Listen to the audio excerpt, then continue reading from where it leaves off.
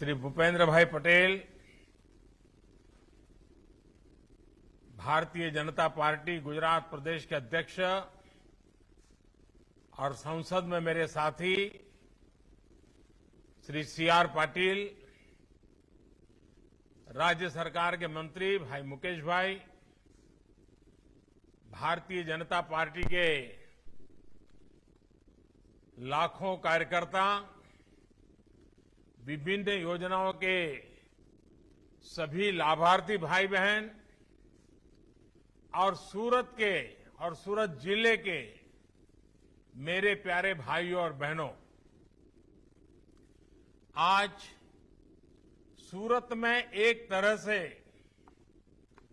Double engine सरकार, भूपेंद्र नरेंद्र सरकार, अलग अलग योजनाओं के हजारों लाभार्थियों का ये संगम देखना, आप सबके दर्शन करना, ये अपने आप में मेरे लिए सौभाग्य का विषय है। मुझे खुशी होती कि आज मैं ओलपाड़ आया होता, आप सबके बीच में होता तो मुझे आनंद और आया होता, लेकिन आप लोगों ने मुझे ऐसा काम दिया है कि मैं अब आप लोगों के बीच उतना आ नहीं पाता हूं, लेकिन फिर भी वीडियो कॉन्फ्रेंस के माध्यम से, टेक्नोलॉजी के माध्यम से आपको मिलने का मौका मिला, कुछ परिवारों से बातचीत करने का मौका मिला, आप सबके दर्शन करने का मौका मिला। ये मेरे लिए बहुत खुशी की बात है। और आज मेरे लिए सबसे बड़ी खुशी की बात है, मेगा मेडिकल कैंप, ये अपने आप में कल्पना ही बहुत बड़ी है। एक साथ हजारों लोगों की जांच और मुफ्त इलाज की योजना, मैं मानता हूं कि लोगों को जोड़ना, ये सेवा भाव, सेवा का इतना बड़ा पवित्र काम, मैं जितनी बधाई आप सबको दूं उतनी कम है। गरीब से गरीब के आरोग्य की इतनी चिंता करना, सरकार की योजनाओं से कोई छूट न जाए, इसके लिए विशेष कैंप लगाकर प्रयास करना, इसके लिए मैं मुकेश भाई को और उनकी पूरी टीम को बहुत बहुत बधाई देता हूं। और देखिए, आरोग्य में जब सेवा करते हैं तो कितने आशीर्वाद मिलते हैं। अभी मैं कंचन बहन को सुन रहा था, उनका किडनी का ऑपरेशन हुआ, किडनी में से पत्थर की उनकी तकलीफ थी, लेकिन आज वो कितने आशीर्वाद दे रही थी। तो आज आरोग्य का कैंप आप लगा रहे हैं, मुझे लगता है कि आपके आशीर्वाद पूरे गुजरात के काम आने वाले हैं। सेवा के ऐसे कार्यों में भूपेंद्र भाई के नेतृत्व में पूरी सरकार और सीआर पाटिल के नेतृत्व में भाजपा का एक एक कार्यकर्ता सेवा भाव से काम कर रहा है। यही सेवा भाव, यही सद्भावना जिसको गुजरात की जनता का बार बार आशीर्वाद मिलता है, प्यार और स्नेह मिलता है।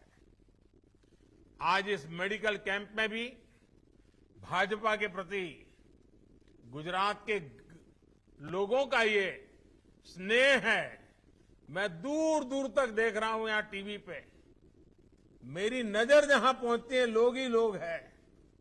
भाइयों और बहनों, मैं अक्सर सूरत की सद्भावना, सूरत के लोगों के सामर्थ्य, सूरत के लोगों की इच्छा शक्ति की बात करता रहता हूं। અને આપણો સુરતી લાલો એટલે પછી પૂછવાનું જ છું। आपको याद है, गुलामी के समय में सूरत देश के उन पहले स्थानों में था जहां नमक कानून का विरोध हुआ था। सेवा भाव क्या होता है, इसको सूरत और सूरत के लोग बखूबी समझते हैं। અને આ તો સુરતીઓના લોહીમાં ભળેલું છે, એમની રોજનું જીવનનું અંગ છે। અને સુરત તો સૌને જોડનારું છે, સૌનો સમાવેશ કરનારું છે।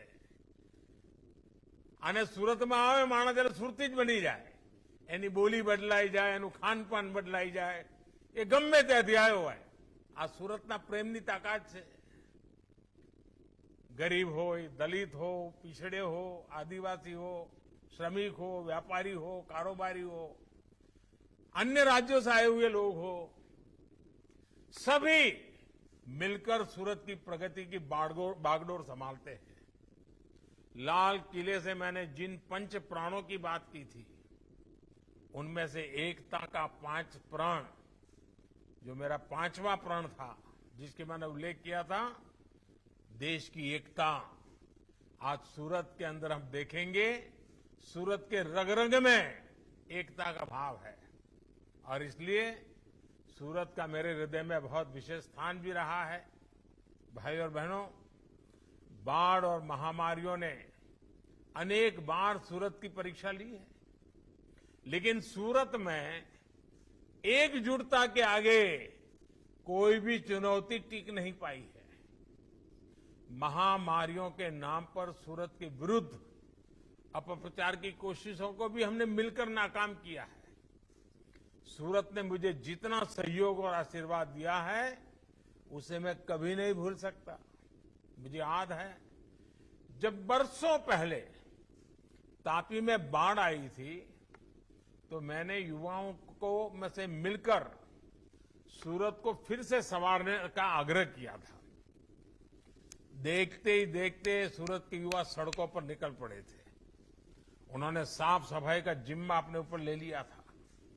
यहां तक कि सड़कों पर जो जिब्रा क्रॉसिंग के पेंटिंग करना होता है, उस काम को भी हमारे सारे नौजवानों ने रातों रात पूरा कर दिया था.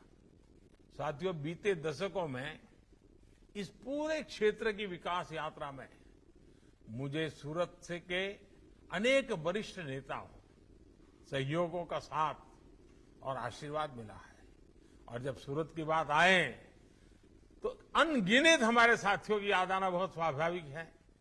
चाहे हमारे कांचीराम भाई राणा हो, प्रवीण भाई नायक हो, हमारे हेमंत भाई चपटवाला हो, हमारे भगू भाई बिमल, हमारे डॉक्टर कनु भाई मावाणी, ईश्वर भाई, हमारे सुमन भाई देसाई, अनगिनत नाम. कितने लोगों के साथ 30-30, 40-40 साल तक मुझे काम करने का मौका मिला है. उसमें से कुछ बंधु हमसे छोड़कर चले भी गए, लेकिन आज जो भी है, उन सब की प्रेरणा हम सबको काम आ रही है. उन सबका योगदान अनेक, यानी 3-3, 4-4 पीढ़ी जिन्होंने सारा काम किया है, तो उन सबका स्मरण आना, उन सबकी यादें आना बहुत स्वाभाविक है.